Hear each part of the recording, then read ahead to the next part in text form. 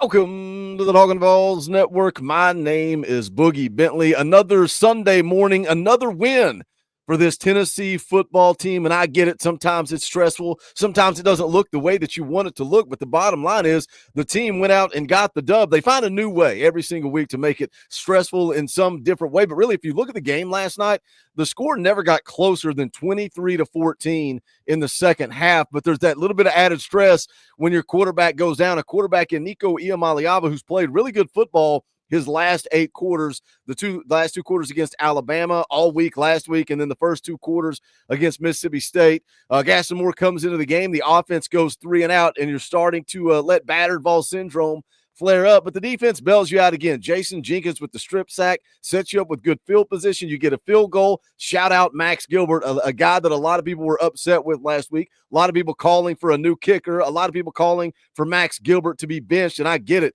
He was 1 for his last 6. He was 0 for 3 last week, but he found a way to get that confidence, get it done this week. He goes 4 for 4, connects from 24, 38, career long of 51, and then adds another 38-yard field goal. So it's good to see him get that confidence back.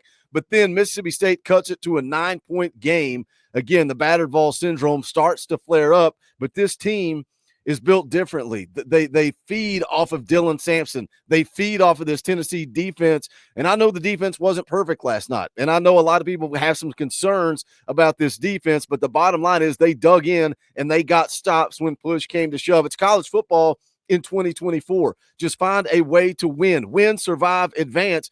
Georgia lost yesterday. Miami lost yesterday. Alabama drilled LSU, giving them their 3rd loss. A lot of people think the SEC could send 5 2-loss teams to the college football playoff. And right now, Texas and Tennessee are the only 2 teams left in the conference with 1 loss. You're 8-1. You're likely in the top 5 heading into that game against Georgia.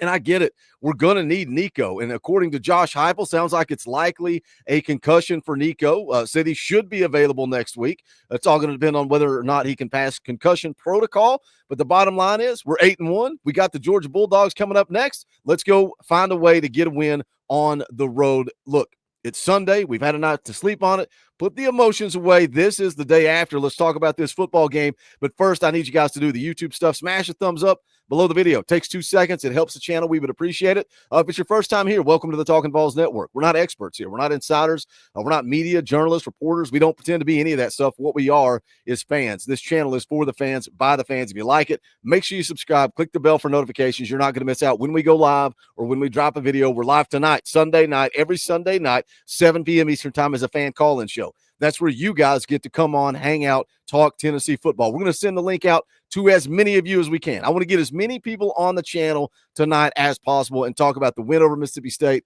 and look ahead to Georgia. We'll be live Monday morning at 9 a.m., Tuesday night, 6:30 p.m., and Wednesday night at 7 p.m. is Talkin VAWLS Live, so make sure you get in where you fit in. But let's talk about this win over Mississippi State. Again, I get the frustration. I get people having concerns or being upset about certain things, but let's enjoy the ride. Let's enjoy that our football team is 8-1 right now, and they have everything to play for. I know I said it all last week. I'm going to continue to say it because they do. You're 8-1. You got a shot at an SEC championship. You got a shot at a college football playoff, and you got a shot at a national championship. If the defense and the offense shows up on the same day at the same time, they can beat anybody in the country. We finally scored on that first drive. That's been a conversation the last few weeks. Nico fumbled an exchange. Dylan Sampson fumbled 2 weeks ago. Last week, Campbell with a holding call sets up a missed field goal. But Jeff Lebby wanted the football. He wanted the football. He wanted to go out and try to score, start fast.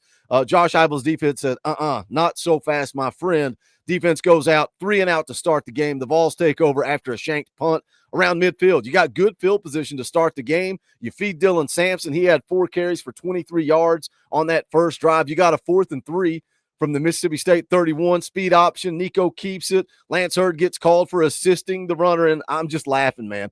At that point, I'm shaking my head saying this team finds a new way every single week, but they fought through that adversity. Heupel goes for it on 4th and 6. Nico connects with Squirrel White for a 34-yard touchdown, and the monkey is off our back. We go out and we score on that first drive of the game, but Tennessee still missed opportunities to run Mississippi State out of Neyland Stadium early. Mississippi State punts on their second drive of the game. You're up 7-0. You go 10 plays, 57 yards, and Dylan Sampson fumbles inside the 10-yard line again. And, I understand some of you guys were talking about it in the chat last night. It's guys on the other team making plays. But the bottom line is Dylan Sampson has lost a fumble in 3 straight games. But the defense, here they come again. And I get it. People are going to complain a little bit about the defense last night. That's fair. But let's look how they start this game. They started off with a 3-and-out. Then they get another punt. And now here we are after a turnover. Boo Carter picks off Michael Van Buren. You take over on the Mississippi State 9. Peyton Lewis runs the football 4 straight times, and it's a turnover on down. So at that point, it should be 21-0, at least 17-0. But you fumble the football and the turnover on downs, 2 turnovers inside the 5-yard line. You cannot do that. You have to punch the ball into the end zone or come away with some type of points there. But again, the concerns on defense, and I get it. The run defense, right? Rush defense. Last 2 weeks, you gave up 160 yards on the ground to Kentucky. You gave up 179 yards on the ground to Mississippi State last night. The middle of the defensive line was just non-existent. How much of that is linebacker play? Right? We got to remember that Keenan Peely is out, and while Arian Carter has been good at times, Jeremiah Thielener has been good at times, they're still young linebackers figuring out the game. How much of an impact is Keenan Peely? But I know that Coach G was not happy with his defensive line after the Kentucky game. He was all over them on the practice field, and I'm sure he's not going to be happy this week at practice as well. And for me, it's the big run plays, right?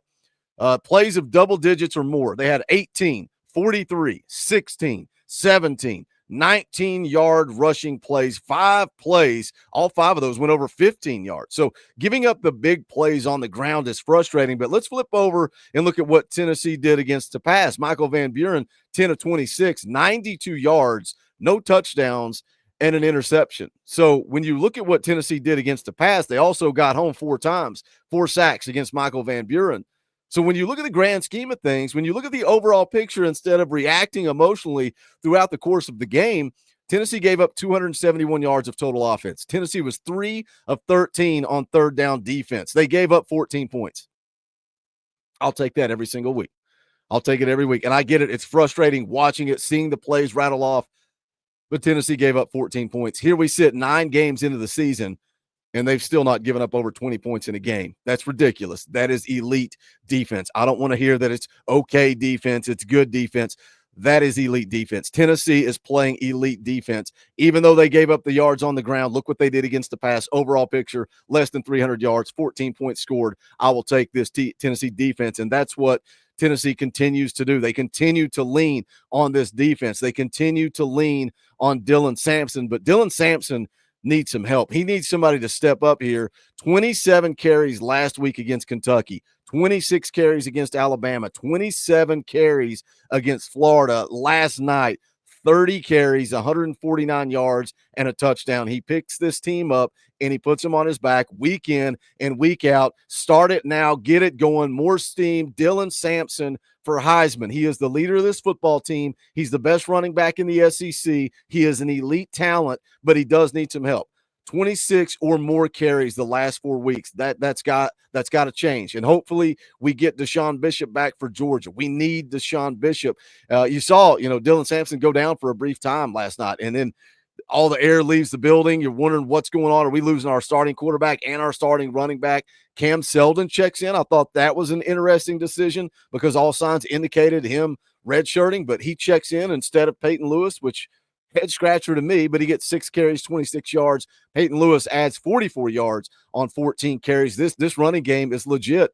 It's legit, and I think Nico was starting to find it. I hope missing the second half of this game doesn't mess with Nico in any way. If he is healthy and he does come back and play against Georgia. How about Boo Carter on special teams? Boo Carter showed that he's electric with the ball in his hands. We said going into the season, we thought that Boo Carter could be the punt returner. He showed why everybody was talking about that. He played both sides of the ball in high school. He is electric. He's going to house call one. He's going to take one to the house. There's no doubt about it. He improved field position. Also made a good play. I know it was risky when he recovered that ball off the hop and then immediately stepped out of bounds to avoid the hit, but don't let the ball roll. How many times have we said that this season? Catch the football. Like, don't give them free yards on punts by not fielding the punt. Max Gilbert has his confidence back. Hopefully, Nico is good to go next week against Georgia. Last 8 quarters have just been solid for me. Gaston Moore was fine last night. He made some throws. The deep ball to Brew would have been a touchdown if not for pass interference. He also missed some, but that's the reality of playing quarterback. I think Gaston Moore has some confidence. I think he knows this offense inside and out. Can they go on the road and beat Georgia if Gaston Moore's a quarterback? Yes, they can. That's just the reality. They can go beat Georgia. I think this defense is that good. I think the rushing attack is that good. I think it would impact play calling. I think Josh Heupel would probably have a lack of confidence. He would try to put together some type of different game plan, but hopefully Nico is healthy. Obviously, our odds are better with Nico Iamaleava taking the snaps at quarterback. I'm still concerned about the game because it's on the road. Josh Heupel, really good inside of Neyland Stadium. Look at his record now after the win over Mississippi State. 24-4 at home in 4 years. He has won 19 of the last 20 home games inside Neyland Stadium. When we start talking about college football playoff and maybe hosting a playoff game in the first round, Josh Heupel's pretty dang good in Neyland Stadium. Survive, win, and advance on the road to play Georgia next week. Night game. They're coming off the loss to Ole Miss. How do they respond to that? They're beatable. Carson Beck is playing really bad football right now. I think he's got 11 interceptions on the season. I keep saying it, and I'm going to continue to say it all week long. Don't leave this in the hands of the judges. Don't let some stupid boardroom full of committee members that are going to use Alabama bias or nonsense and look at your schedule and make excuses. Don't give them a chance to impact your season. You've got everything to play for. You're at 8-1. You lost early. Hopefully you learn from that Arkansas game, and we've seen this football team get better week in and week out, and they're so close. We're so close, and then Nico gets hurt. Let's hope he's okay. Let's bounce back. Let's respond. Do not let the committee decide your fate. Go on the road and get a win. Let's beat Alabama, Florida, and Georgia in the same season. Let's take our shot at the SEC championship. Let's take our shot at the college football playoff and a national championship. Why not us? Why not now? Jump into the comment section. Let me know your thoughts on the game last night. Smash the thumbs up on the way out the door. It's quick, free, and easy. Go check out the Talkin VAWLS merchandise at bonfire.com/store/Talkin VAWLS. Also, think about joining the channel. If you like what we do around here, you can hit the join button. You can pledge to donate $1 a month. Just $1 a month. There is strength in numbers. The more of you that do that, that's what gives us the opportunity to bring you content every single day. Thanks for all the support. Appreciate you guys. We'll see you tonight for the fan call-in show. This is the Talkin VAWLS Network. My name's Boogie Bentley. Go Big Orange.